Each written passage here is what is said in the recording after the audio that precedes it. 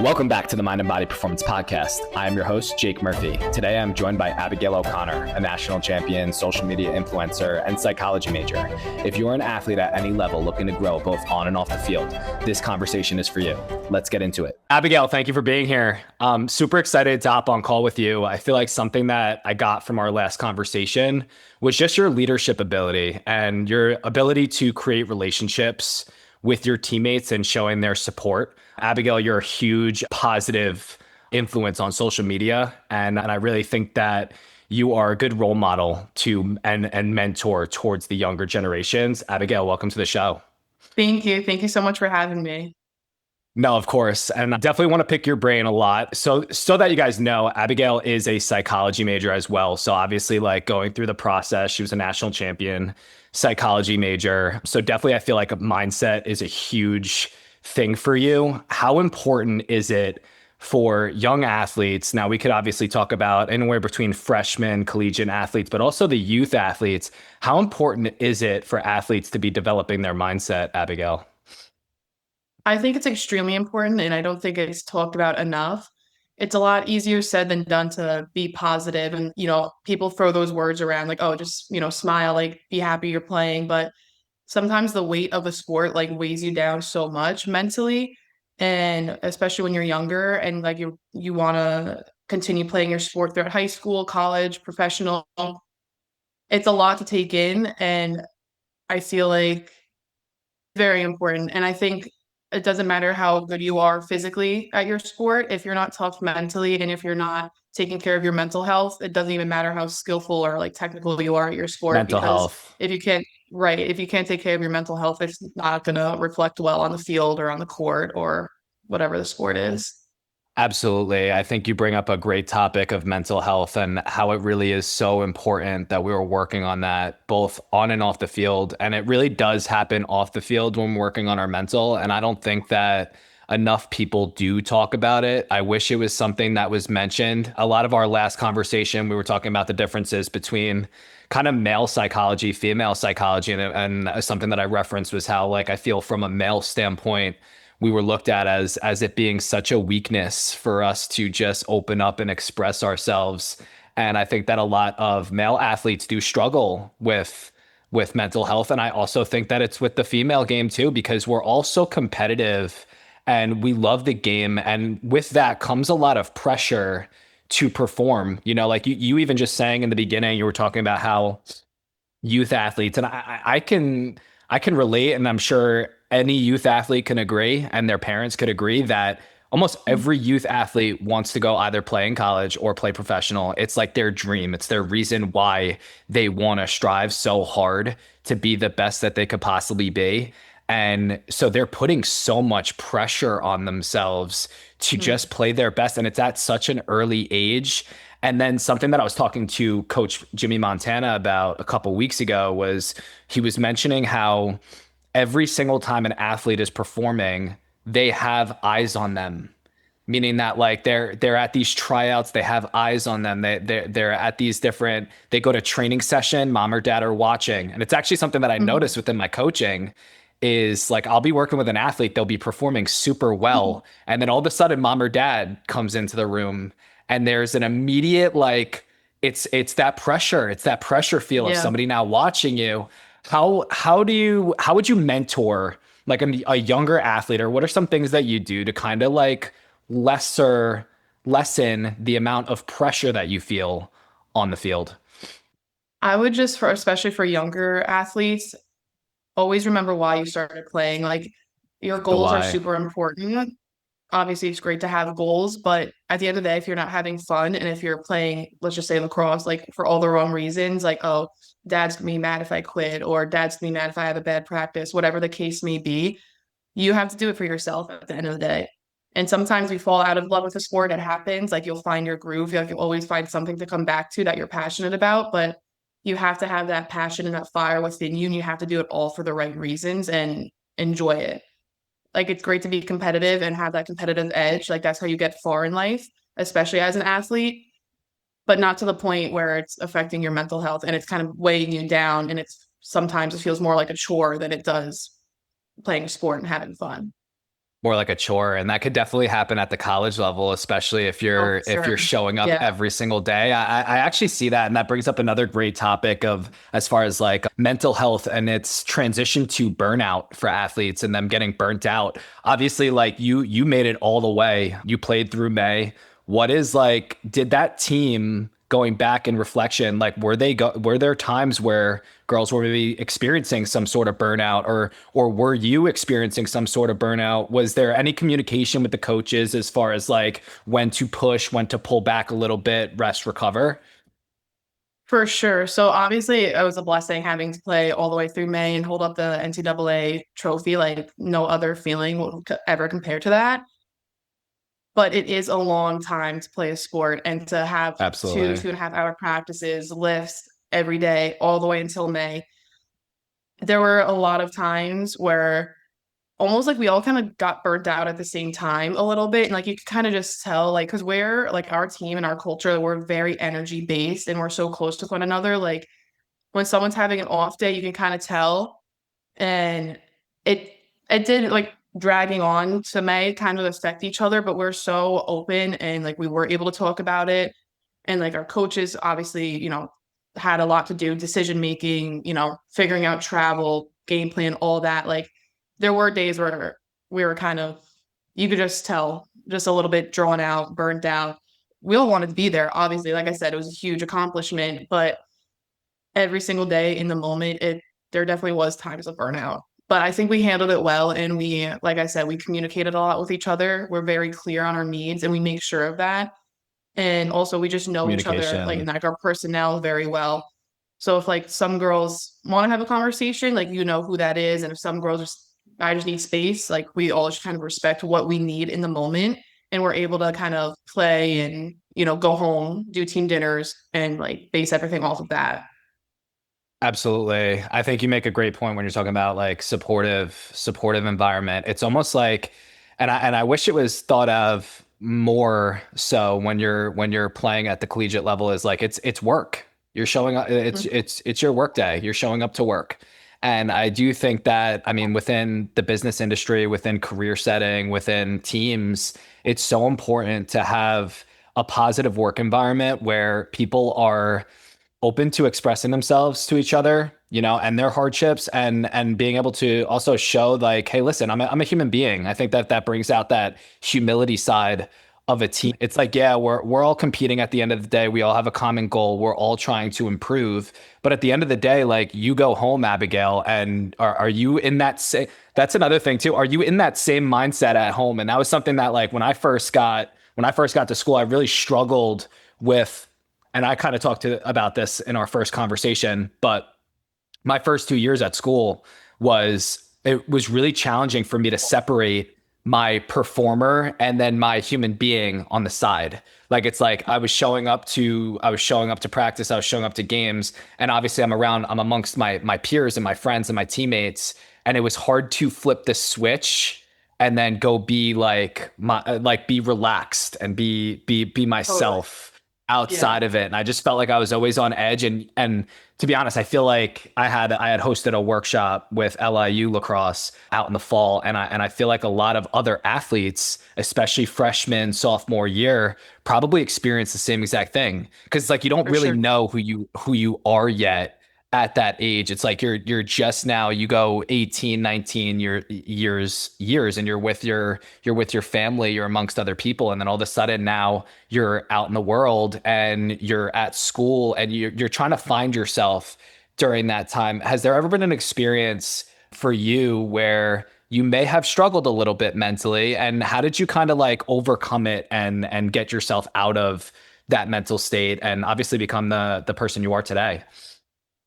Yeah, for sure. So my sophomore year, I definitely went through a lot in my personal life, a lot going on at home, and it was hard to be away and like be supportive of my family when I'm, 2 hours away. So I struggled a lot with my mental health sophomore year, and I spent a lot of time alone. Like I do enjoy being alone, but sometimes like it gets to you, and I think I let it get past the point where I could even feel like vulnerable and comfortable letting anyone else in, if that makes sense. And like I just kind of like I was like that for a few months. And I just kind of woke up one day and I was like, you know, I go to bed alone. I wake up alone. Like the only person who can change my life is myself.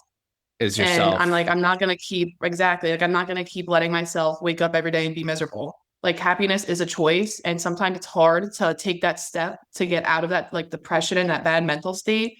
But once you take that step, I mean, my life changed. Like, and to do that at the time, so like 2 years ago now, I read a lot of like self-help books, a lot of like positivity mindset because Self-improvement.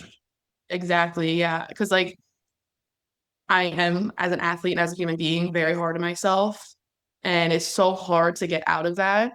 And kind of like what you were saying earlier about kind of finding the difference between being an athlete and then being a human outside of practice. Like when you're a student Absolutely. athlete, like you're competitive in everything you do, everything, whether it's class, you're hanging out with your friend, like that's just who we are as human beings, as student athletes. And it's so hard to compartmentalize that sometimes and like differentiate, okay, like 2 hours a day is for lacrosse only. But if you have like a bad practice and now you have to go to class, like it's hard. It's definitely hard to differentiate and separate the two. But so like reading self-help books a lot, I journal a lot. Even if it's I just call it like word vomit. Like I don't even care if I can read my Word handwriting. Like vomit. I just need to like get my thoughts out. I love And that. Word vomit. yeah, and it sounds cliche to like read and journal, but genuinely like because it's a tangible thing that you can do and like you see your book on your desk and you see like a pen and paper, like having something tangible to do and to like improve on and actually like set like 10 minutes a day aside for yourself, it made the world of a difference. And then having helped myself, I felt more comfortable like going out back out with my friends, talking to my family and things like that. And everything just kind of changed from there. Absolutely. I really like when you're talking about journaling, reading. I think that, I mean, obviously you use the word cliche, but that's something that not a lot of people are willing to do consistently. And it really is. And I think that you using the word vomit a lot of times, because I use a lot of writing within my coaching, and sometimes the athletes, they don't know what to write. And I always tell them, I'm like, no, it's literally whatever pops up in your mind, you're putting Anything. on the Yeah. sheet of paper. And that's what, like when you're mentioning that, I think that that's so beneficial for athletes. Like even with me within my journey, like my sophomore year, I was going through a breakup. On top of the breakup, my grandfather and my father were diagnosed with cancer, and I was completely losing it inside my mind. And self-help books, self-improvement, growth is what helped me. Journaling is what helped me. Like, and we say because a lot of times it's within the programming. Another thing is like lacrosse also helped me because it was my outlet. But For sure. I don't Yeah. think I don't think I would have been able to really open myself up to seeing lacrosse as an outlet at the time unless I actually went through some of those hard times where there was some struggle within my personal life, and Mhm. being able to read other people that were going through it and kind of transform their life gave me the motivation, inspiration to be able to share it too, or to be able to take it in and be able to learn from my own experiences, and then now flash forward be able to now share it and express it to other Mhm. people. I think it's so strong because, Abigail, there's somebody out there that could be going exactly in what you were experiencing at the time, and for them to Yes. hear that, oh, word vomit, journaling, reading, I think that that's so beneficial. Who knows, maybe after this conversation they go express themselves on a sheet of paper. Mhm. And literally all it is just writing down whatever pops up into mind. There's no right, there's no wrong. And that's something that I Mhm. that I think people get discouraged a lot because maybe once upon a time they were in an English class, and maybe they put a lot of effort into an assignment, and they were graded based on their grammar, punctuation, and stuff like that, not Right. necessarily based on the words that were being said.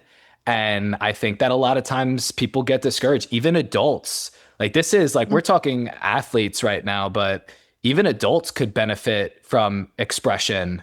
And how that boils down to like you being able to read and write, like number one, you're reading, you're programming your mind with positivity. You're listening to podcasts, you're programming your mind with positivity. Then Mhm. you're now expressing the stuff that comes up into your mind onto a sheet of paper. And now you're able to then be like that for one of your teammates.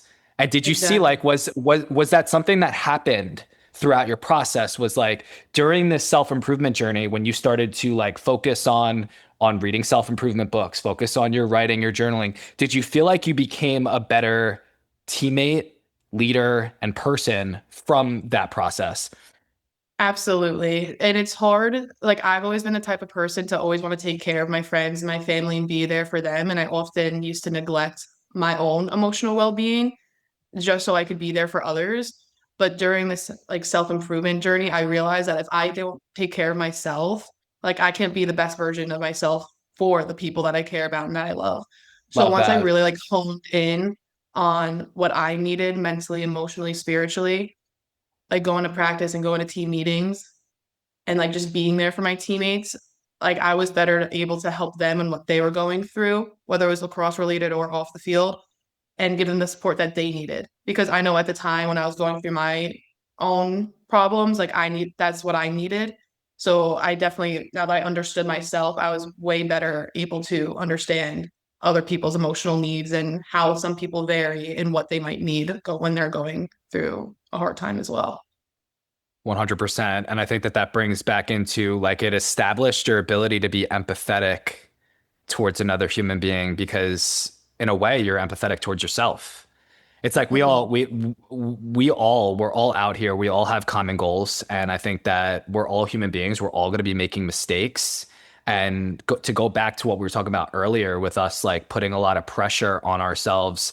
I think all athletes put a ton of pressure on themselves. All high performers in the world put a lot of pressure on themselves to perform and to be their best. Mhm. And I think that oftentimes we could take a step back and realize that we're just people at the end of the day. We're people. Exactly. Like if we're having a conversation and I make a mistake and I mess up and I say like 1,000 times or I forget my train of thought, at the end of the day, we're just human beings.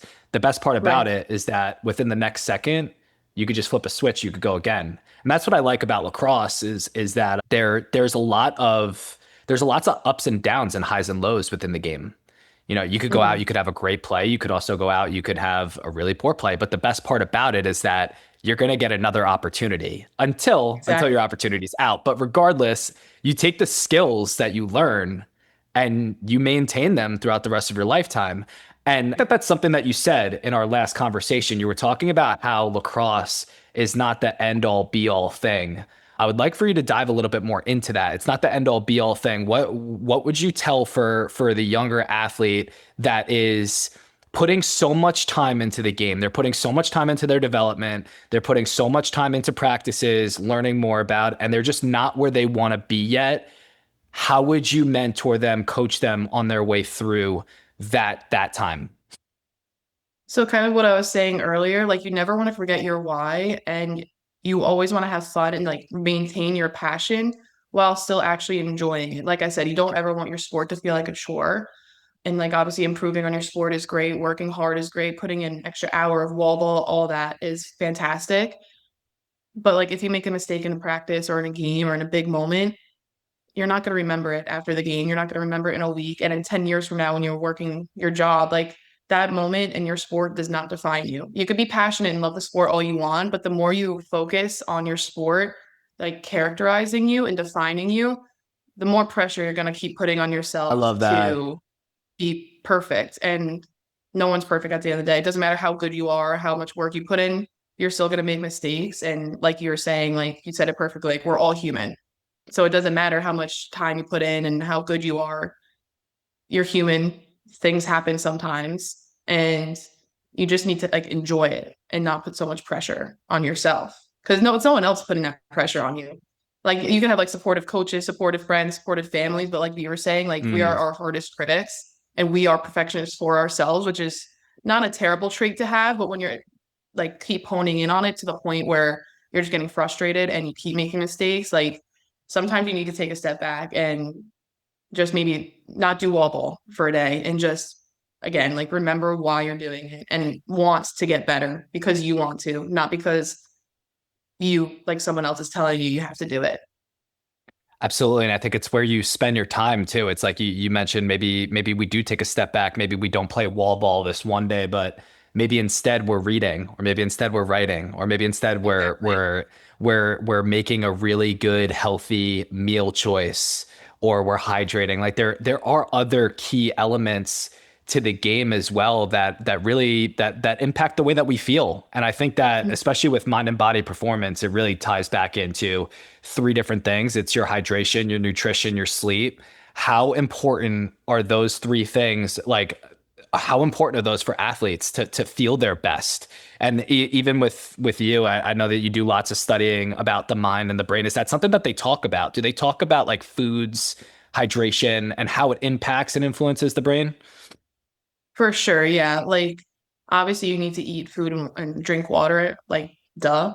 But if you neglect what your body is telling you that it needs, like, we all crave like a sweet treat now and then, but if like, everything in moderation is what's In best, moderation, especially as a 100%. student athlete.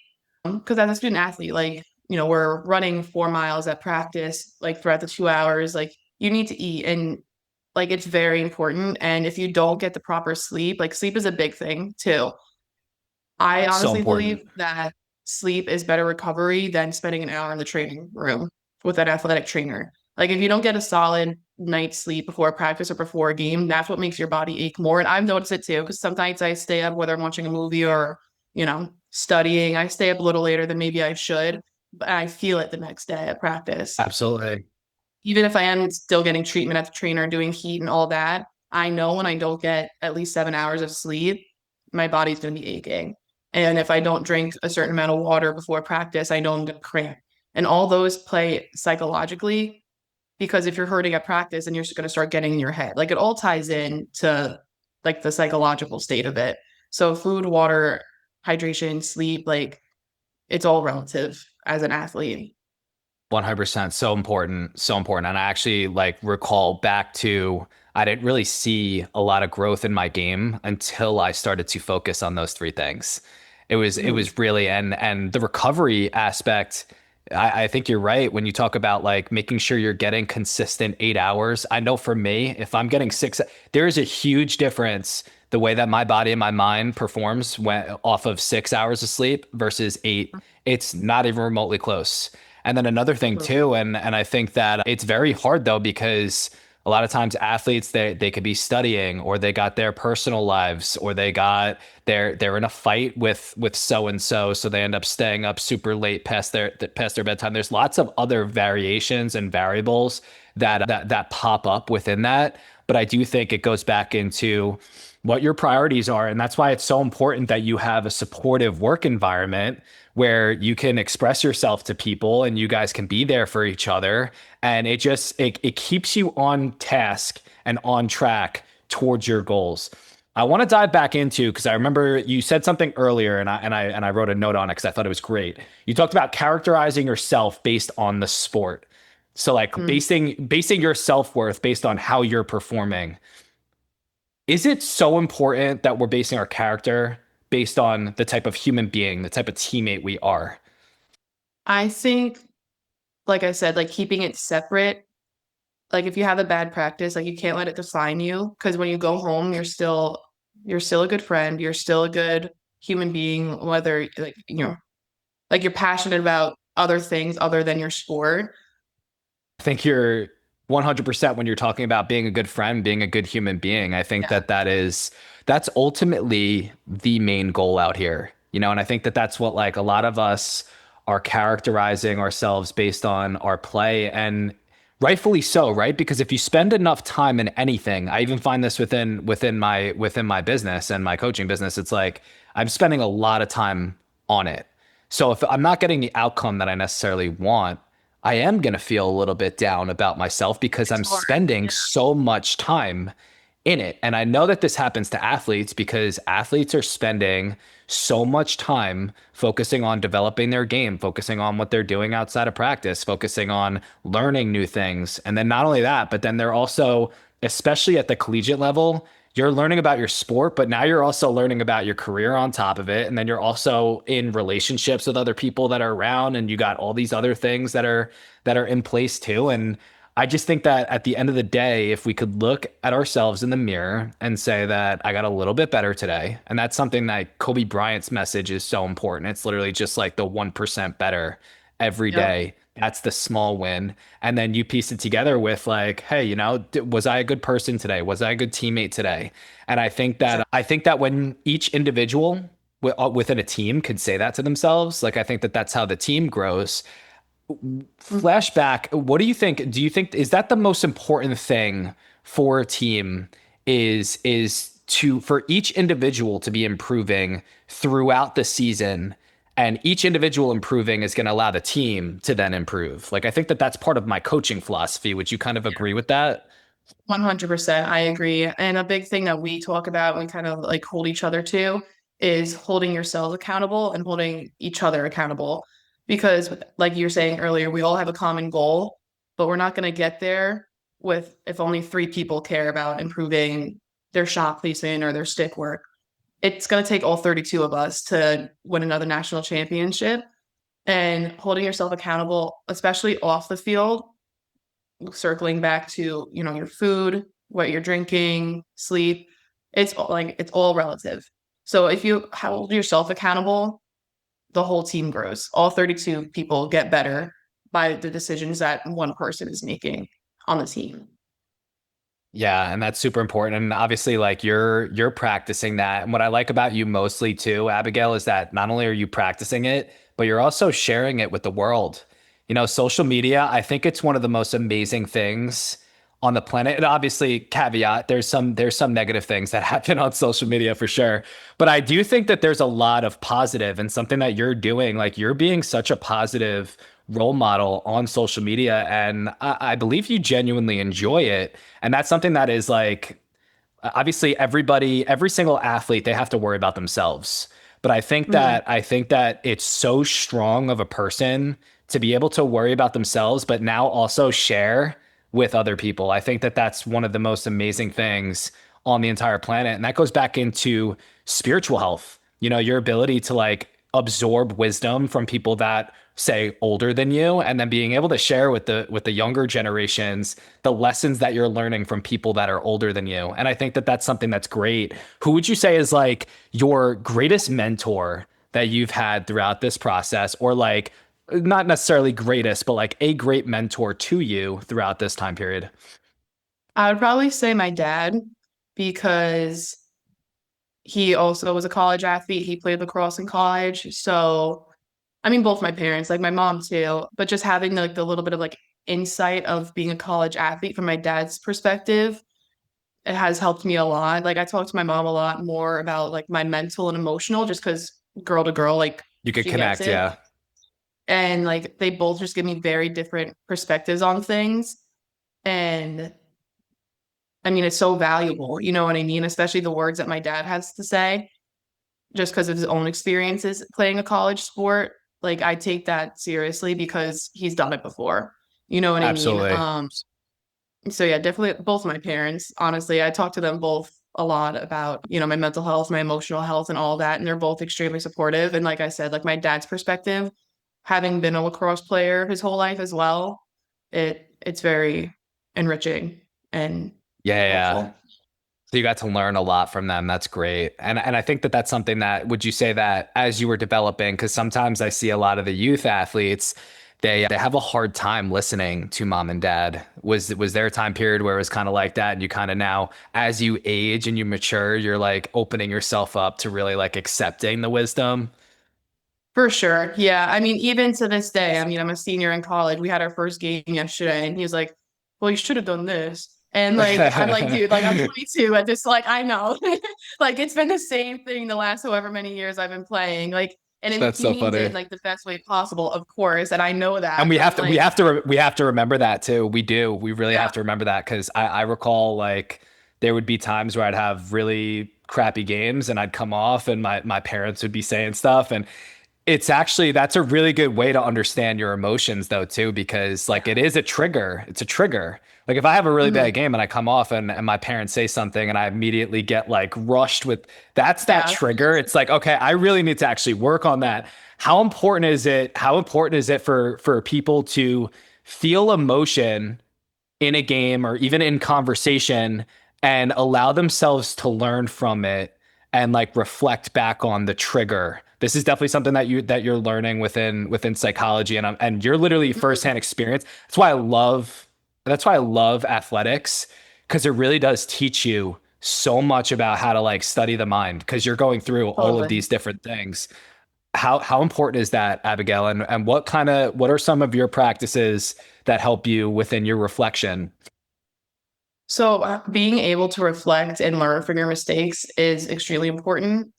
That's in my opinion, I think that's the best and maybe even the only way to actually grow and get better as an athlete, as a human being, is in the moment if you get triggered by something like a mistake in a game or something dad says after a game, whatever the case may be, being able to just like hear it, think about it, not react in the moment. I think that's the biggest thing is to just kind of absorb it. And whether you have a conversation with, whoever said whatever, or you journal about it on your own time, being able to let it trigger you, you're valid in how you feel, especially after a crappy game. If you do bad, that's the last thing you want to hear. But in order to get better, you have to be able to take accountability and reflect and be like, okay, I could have done this differently. So next time this happens in a situation, I'll do that. Or just reflect and be like, yeah, that maybe wasn't the best decision. Maybe next time I'll do this. Because that's really the only way to grow. Because if you keep like deflecting the mistakes that you make or getting triggered by things that people are saying, whether it's mom, dad, coach, teammates, whoever, you're really holding yourself down from being able to grow. Like you could elevate Absolutely. when someone makes a comment or if you make a mistake, you can easily elevate. But if you keep holding yourselves down and thinking like, no, it's fine, like I'll get the next one or I didn't mean to do that, like and just keep being negative and deflecting what happened, you're never gonna grow. So it sucks to make mistakes and it 100%. sucks and especially in the moment if coach yells at you and you're like damn, like I should have done something different. Like it sucks, obviously, but it's a blip in time. Coach says whatever she says. Okay, yes, coach. You absorb it and you reflect on it later. And now you know for next time to just not, do that or do something different.